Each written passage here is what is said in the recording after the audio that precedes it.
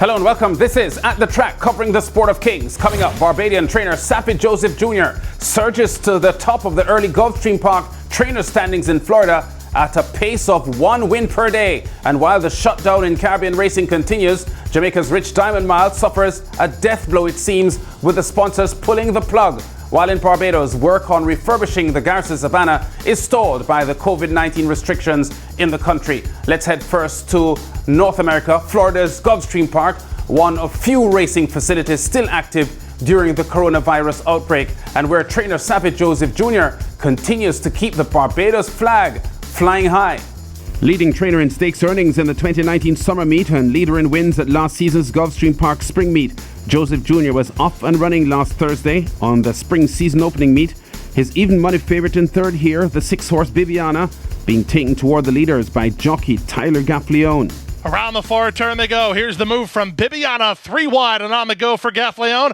Meanwhile, back to fourth and Truly Ambitious, still hunting racing room. Up front, Mystic coming home, and toward the inside, Cool Lily Lou have been overhauled by Viviana, who's traveling well at this stage, a quarter of a mile from home and now moving away. From second and Mystic coming home from the outside, Marcus Stan, then back at the inside and Truly Ambitious, trying to run home from the back. That's Cabrina. Less than an eighth of a mile to go. If you back Viviana, you're well on your way, as she's even money and fleeing the scene. Viviana by 6, by 7, and still moving away. Marcus Stan's going to try to get into second, but nobody gets to Viviana. She's an authoritative second race winner. Viviana, as the even money favourite, gets a confident ride from Tyler Gaffleone for the victory by 5 1/4 lengths, clocking 1 minute 5 seconds even for 5 1/2 furlongs. And after 38 victories at the Winter Championship season that ended the previous weekend, Saffie Joseph wastes no time in opening his account for the spring meet. 24 hours later, Joseph Jr. would land a double on the Friday card, the first coming in the starter allowance claiming 5th race on turf via a well-measured ride from, guess who?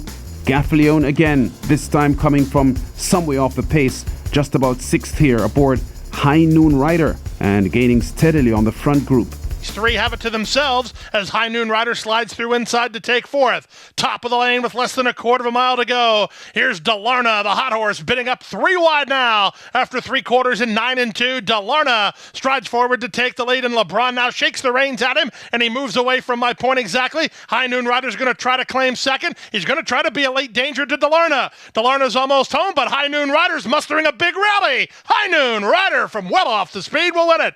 Delarna really was empty in deep stretch. He held second. High Noon Rider, a 9-2 bet, topping the 3-5 favourite by a length and 3/4. The 8-year-old gelding covering the 1 mile trip on turf in 1 minute 34.20 seconds. Win number 2 on the day for Joseph came an hour later in the claiming 3-year-old filly's 7th race. Luis Saez in the saddle this time aboard the favourite Interest in third here, just stalking the leaders. 24 and 2 for the opening quarter. Alafia went on to put a neck on top. Fiamma Mama is second. Interest is in striking position third. Racing in fourth is Longshot Joplin, followed fifth by Teacher Drama. Wicked Solutions getting the shuffle. No place to go for Silly Notion. And then 3 wide Lemon Scat. Magic Girl is next toward the rail, and Latre Jolie is last as they round the forward turn. Teacher Drama is going to make Interest move and move right now, and she does that. Interest is now the leader. Fiamma Mama fights back from second. Alafia is still hanging around third.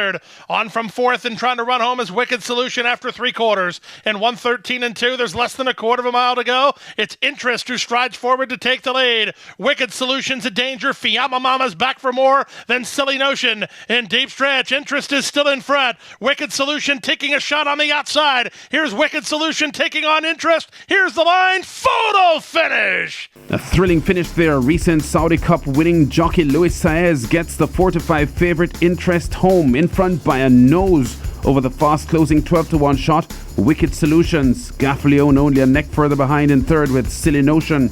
Interest then closing a Friday turf double for Joseph Jr. Her winning time 1:37.75 for 8 furlongs. Joseph Jr. would complete 4 wins in 3 race days with Saturday's victory in the 4-year-old and up claiming event. Second race again with a 4-5 favourite. Gaffleone in the saddle in third here with Joseph's Pepe the Hunter. taking aim at the leaders. Into the far turn they go, and So Long Chuck is the first to move on Jamologister, but moving to him is Pepe the Hunter on the outside. Pepe the Hunter and So Long Chuck, the two favorites, have kicked on. Jamologister is third, Two Steps Lou is fourth. Millionaire Runner outside of Dexter Road with He's Smoking Hot at the back, 45-4 for a wicked half mile. And with the advantage, it's So Long Chuck committed for home now. Pepe the Hunter is still second. Dexter Road starts to close ground here for Fuentes. Third on the outside of Two Steps Lou, who's toward the rail. Then back to Millionaire Runner after three quarters. In 1:10-1, they turn for home. Pepe the Hunter out in the center. Now up to take over the lead from So Long Chuck, who's back to second. Dexter Road is an on-running third. Less than a 16th to go. Pepe the Hunter way out in the center, but he's also way out in front. It's going to be Dexter Road to try to get second, but Pepe the Hunter delivers at 4-5. The lively Pete Aiello on commentary. Pepe the Hunter large and in charge in his capture of the US $18,000 claiming event as the 4-5 favourite. 4 lengths, the victory margin, 1:36.73 the time for a mile, and one of 3 wins on the day for early season leading rider Tyler Gaffalione. To Jamaica now, where there was confirmation this week that the Betting, Gaming and Lotteries Commission, BGNLC, will no longer sponsor the Diamond Mile at Caymanas Park, ending its sponsorship after just 5 years of the event that became, along with the Sandalane Barbados Gold Cup, the richest CARICOM horse race.